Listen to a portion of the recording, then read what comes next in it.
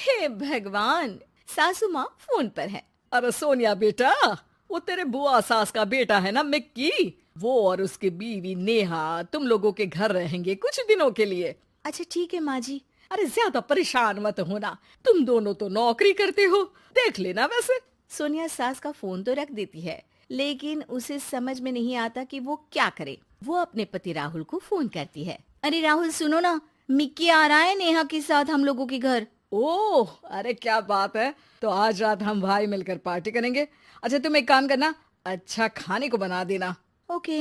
सोनिया को अभी ये अंदाजा नहीं था कि उन लोगों के घर जो आ रहा है वो कैसे उन लोगों की जिंदगी में भूचाल ले आएगा। अभी सोनिया ने फोन रखा ही था कि डोरबेल बजती है। सोनिया दरवाजा खोलती है कि सामने खड़े होते हैं नेहा और मिक्की। अरे भाभी भाभी, आप तो हो बिल्कुल मेरी माँ जैसी। नमस्ते भाभी, कैसी हैं? बिल्कुल ठीक हूँ मैं। आओ ना, कोई तकलीफ तो नहीं हुई यहाँ तक पहुँचने में? अरे नहीं भाभी, कैब कर ली थी ना। अच्छा, वो जरा नीचे ना कैब वाला खड़ा है। 800 रुपये दे आइए ना प्लीज। नेहा चलो अंदर। कितनी थक गई हो तुम भी ना। सोनिया, जिसकी शादी मिक्की की शादी से सिर्फ 2 महीने पहले ही हुई थी, उन लोगों को देखकर हैरान सी रह जाती है। जी मिक्की भैया। वो कैब वाले को पैसे देकर आती है तो देखती है कि उसके कमरे में मिक्की और नेहा का सारा सामान बिखरा होता है। आइए, मैं आप लोगों को गेस्ट रूम दिखा देती हूँ। कैसी बात कर रही हैं भाभी? गेस्ट कौन है यहाँ? हम तो यहाँ किसी तरह मैनेज कर ही लेंगे इस कमरे में। जॉइंट बाथरूम और टीवी लगा है तो यही रूम हमारे लिए ठीक रहेगा।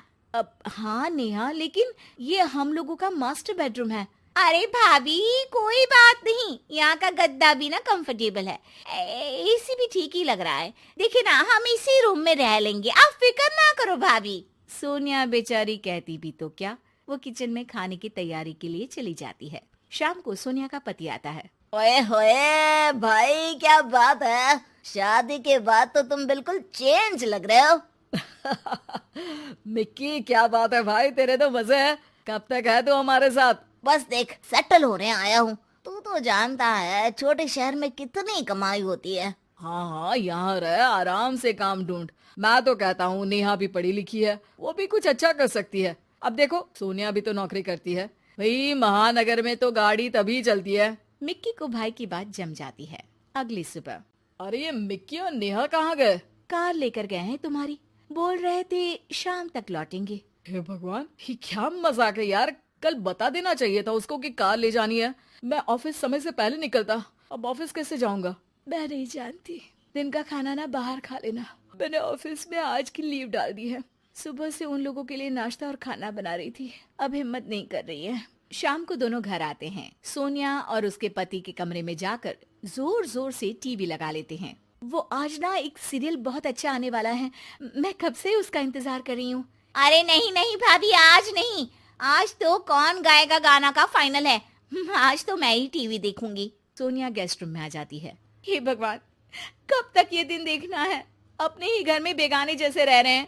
सोनिया पति को फोन करती है। क्या है जी, कब जाएंगे ये लोग? अरे क्यों, क्या हो गया? अरे यार, न कमरा अपना न कार, मैं तो तंग आ गई हूँ इन लोगों से। कोई बात नहीं, मैं बुआ से बात कर लेता हूँ कि इन लोगों को किराए में कहीं कोई अच्छी जगह दिला दे। अरे डोंट वरी डार्लिंग। रहने दो, अच्छा नहीं लगेगा, कुछ दिन बाद बात कर लेना। सोनिया पति से बात करके सो जाती है, लेकिन शाम को जब वो किचन में जाती है तो किचन की हालत देखकर दंग रह जाती है। इतनी गंदी फैली रसोई किसने की? मेरे तो बस का ही नहीं इसे साफ करना। लेकिन यहाँ आया कौन था? मैं आई थी भाभी, वो मिक्की को ना केक खाने का मन था तो वही बनाया था। केक इतना टेस्टी था, इतना टेस्टी, क्या बताऊं आपको। पूरा केक मिक्की खा गए, किसी के लिए नहीं छोड़ा। मुझे तो बस ना छोटा सा टुकड़ा मिला। बुरा मत मानना हाँ प्लीज। अरे नहीं नहीं, बुरा क्या मानना, मुझे तो वैसे भी मीठा कम पसंद है। सोनिया किचन की हालत और नेहा की बेशर्मी भरी बातों को पी जाती है और सोचने लगती है कि ये लोग जाएंगे कब। भाभी, वो आपकी जो रेड वाली साड़ी है ना, वो प्लीज आज मुझे दे दीजिए। मैं और मिक्की शाम को मेरी चाची के घर जा रहे हैं तो देर रात तक आएंगे। तुम्हारी चाची यहीं रहती है? तो कुछ दिनों के लिए उनके घर स्टे कर लो ना, उनको भी अच्छा लगेगा, वरना कहीं बुरा ना मान जाए। अरे नहीं नहीं भाभी, मैं ना वहाँ कंफर्टेबल नहीं हूँ। हाँ हाँ, मेरे रिश्तेदारों के साथ आप क्यों कंफर्टेबल फील करेंगे? ऐसी बात नहीं है नेहा, हम भाई एक दूसरे को बचपन से जानते हैं, हम एक दूसरे को समझते हैं। अरे तुम्हारी चाची के लिए जो कुछ तुम बताती हो उसे सुनने के बाद मैं कैसे उनके घर रुक सकता हूँ? नेहा थोड़ा अनकंफर्टेबल फील करते हुए कहती है। हाँ लेकिन सामने तो अच्छे हैं ना, हमें क्या करना भाभी कि वो पीछे क्या बोलते हैं। हाँ लेकिन मुझे फर्क पड़ता है। मैं भैया और भाभी के पास इसलिए हूँ क्योंकि मैं जानता हूँ कि भैया और भाभी मेरे पीछे मेरी बुराई कभी नहीं करेंगे। ये बोलकर दोनों वहाँ से निकल जाते हैं। सोनिया उन लोगों के जाने के बाद अपना कमरा साफ करती है। अपना जरूरी सामान तो गेस्ट रूम में ले जाऊं। उसे पति की पुरानी फाइल मिलती है। सोनिया उसे खोलकर देखती है। अरे ये क्या, मिक्की भैया इन्हें हर महीने पैसे क्यों भेजते थे? वो पति को फोन लगाती है। सुनिए, ये मिक्की भैया आपको कॉलेज के समय में पैसे क्यों दिया करते थे?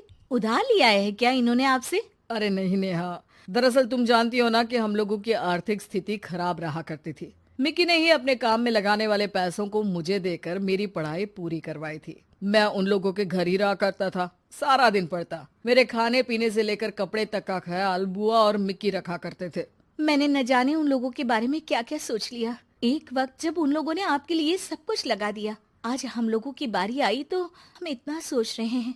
अच्छा है कि तुमने खुद ही इस बात को रियलाइज कर लिया। यह एक अच्छी बीवी की निशानी है जो पति की हर बात को समझ ले।